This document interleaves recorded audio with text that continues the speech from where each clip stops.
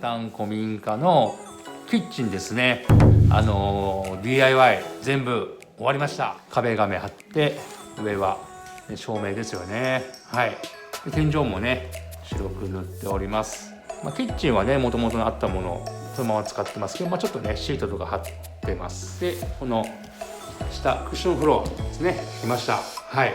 これでだいぶね雰囲気ね変わりましたよね。ここにね棚、コーヒーのね棚とかを置いたりしてます。ここにタオルをねかけるところですよね。コンロですね、ガスコンロを置くんですけど、そこの周りにこういう石のね、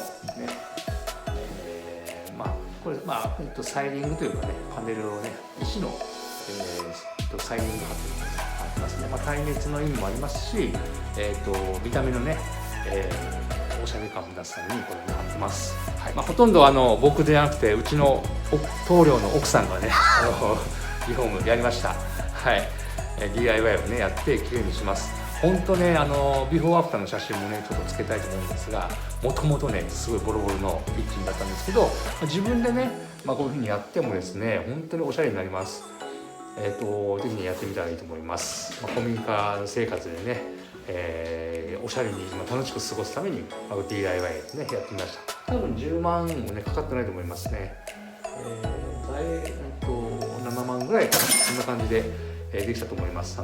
ペンキとかクロスとかね、クッションフロアシートね。はい。どうですか？新しいお部屋。どう？はい。どうですか？サイズオ君もね、逃げました。はい。サイちゃんもですね、新しいこの、DIY したおしゃれな部屋で昔ね、あげたいと思います。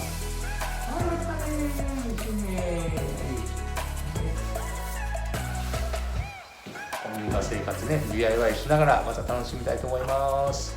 ありがとうございます。はい、さいちゃん。かわいい顔は？お？